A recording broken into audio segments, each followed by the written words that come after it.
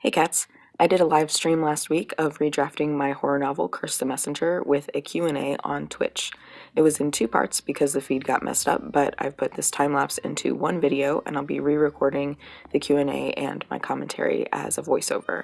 And I'll just put the commentary generally about where it's relevant, and I will sort of intersperse the questions and answers in between. If you're interested in talking about Curse the Messenger or in being involved with my writing process, I'll be streaming on the first and last Tuesdays of every month on my Twitch channel. So I redrafted this without all the formatting so that it's just plain text, and to reacquaint myself with the work since it's been a while since I worked on it. I do some minor line editing as well. I have my document sent to A5 page size with Calibri at 11 point. In part 1 here, I'm listening to my Witch Noir playlist, which I will leave a link to in the description if you're curious. In part 2, I added some noir jazz with rain sounds as background music to the stream, which is the same music playing on this video and will also be in the description.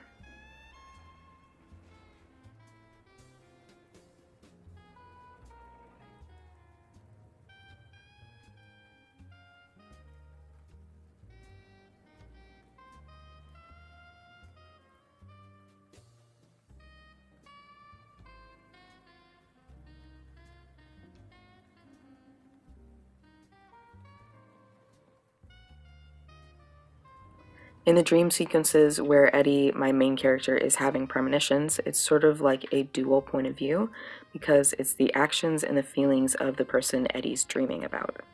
And Eddie doesn't quite realize in the dream that she's not that person, but she's also still having her own thoughts and feelings about the situation. In this case, dreaming about our first girl, who is not a witch like Eddie is, she can feel that she doesn't have the power she's used to, which adds to the dissonance that makes the premonition frightening for her.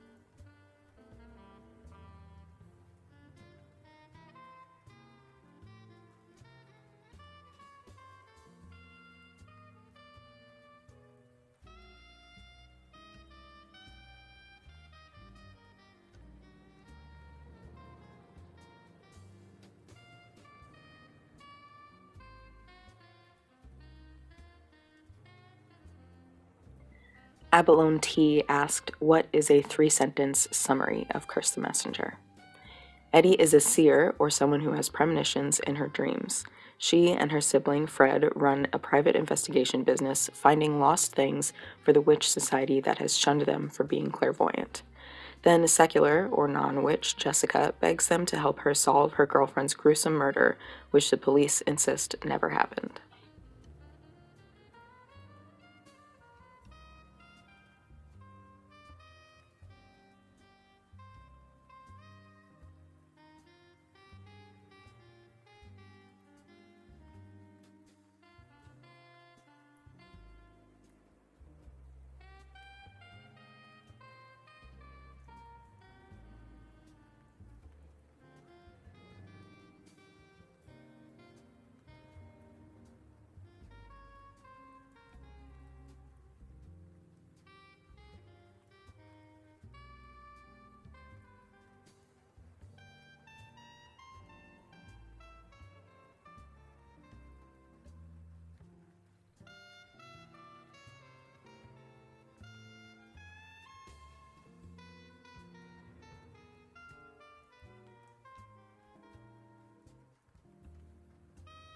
Pro tip, I use TK as a placeholder for spots I will need to edit because it's very uncommon to naturally occur in a word, so it's easy to find through search and replace without getting false positives.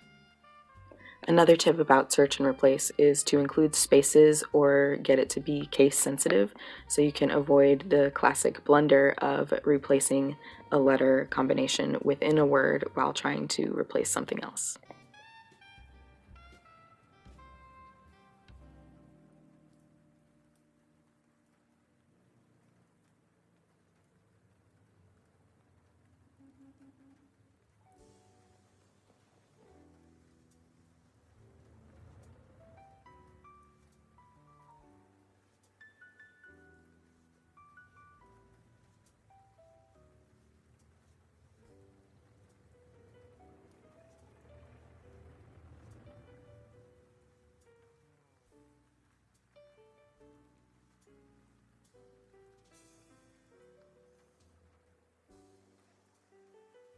Seth the Ghostwriter asked, are there any elements inspired by other media that you like? Are there elements you wish more media featured? So a list of comp titles and their similarities, communing with the dead and or the past and or your mom, like in True Calling and Russian Doll, haunting yourself and or your parents and or your children, like The Haunting of Hill House, belief directly affecting reality, like American Gods, Good Omens, Discworld, and probably other Gaiman and Pratchett properties. Dreams and reality can be indistinguishable, like Inception. Magical realism, partial resurrection, sexually charged possession, self-made soulmates, generational curses that may or may not be real, dying of a broken heart, and killing a guy more than once, like in Practical Magic, and a style of premonitions like the Blue is for Nightmares series. Some of the things this book series has that I wish there was more of include a realistic and sympathetic portrayal of alcohol abuse and recovery, romantic couples that are not each other's highest number one priority, disability and chronic illness in genre fiction that isn't magicked away or villainized, a majority POC cast, and polyamory.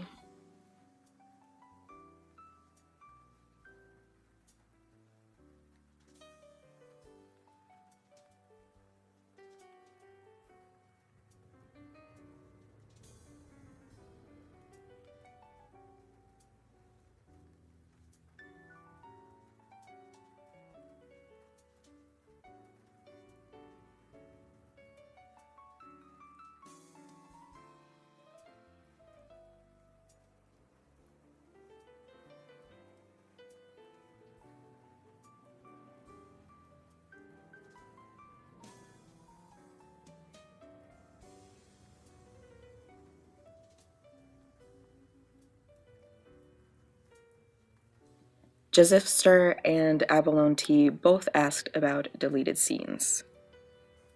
So in the live, I opened up my deleted scenes document and read one off to them, but basically I keep all my deleted scenes in that document because most of the time when I delete a scene, it's just because it doesn't quite fit in that spot or that scene was going on for too long, so I'll take some of it away, or I decided to go in a slightly different direction for that scene or whatever.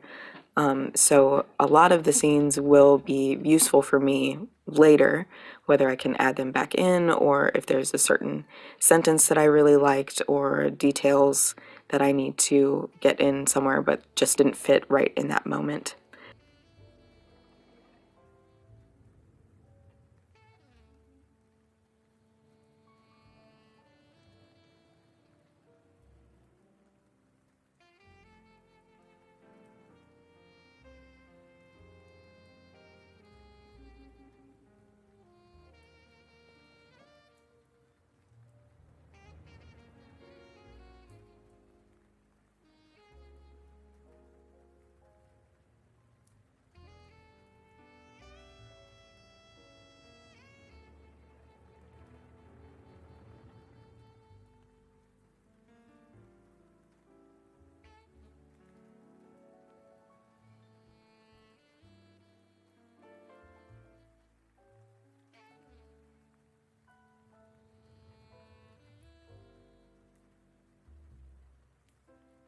The world of dreams and death never yields to the fickle wishes of the sensate is one of my favorite lines of this book so far.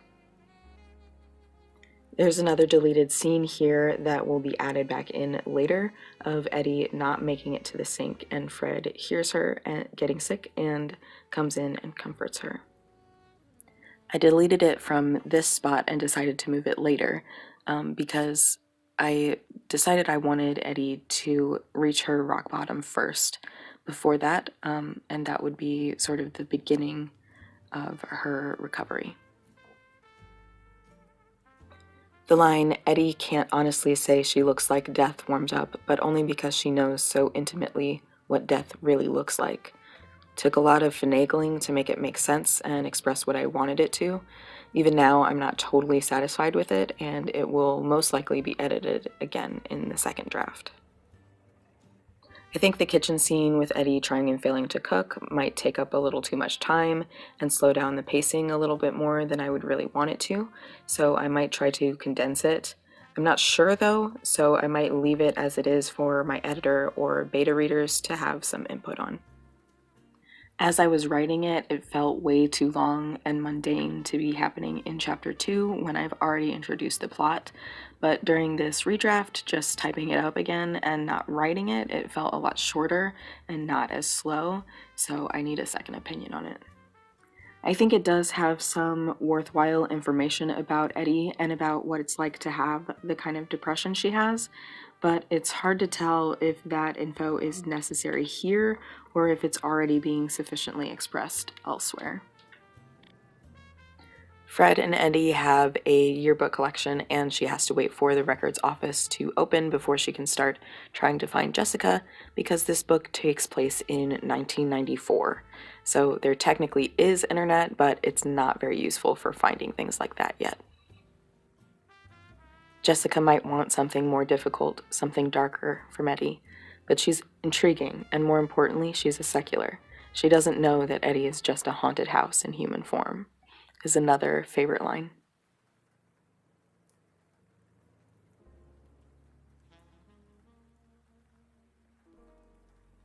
As an alcoholic, Eddie gets a lot of hangovers, but her premonitions also have a lot of similar symptoms to hangovers and can also cause migraines.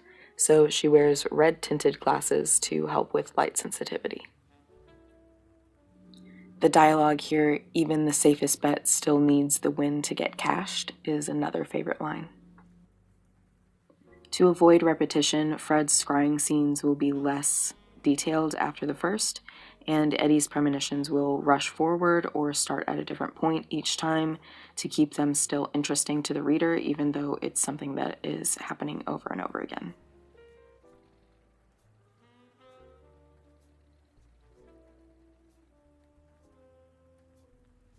Eddie is a little bit of an unreliable narrator, especially regarding Fred's thoughts and feelings, because of her belief that she's a burden to Zem, or that Z doesn't care as much about things as Z really does.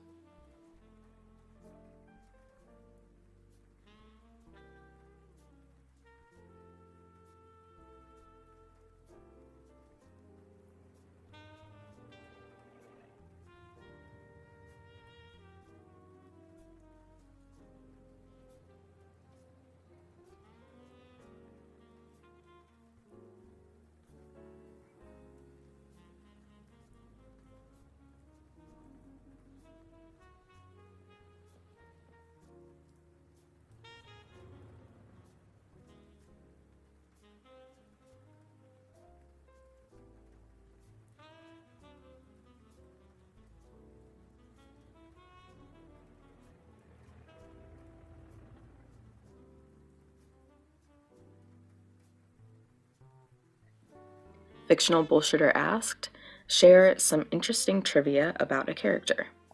Eddie is a Scorpio, and she was born on Halloween.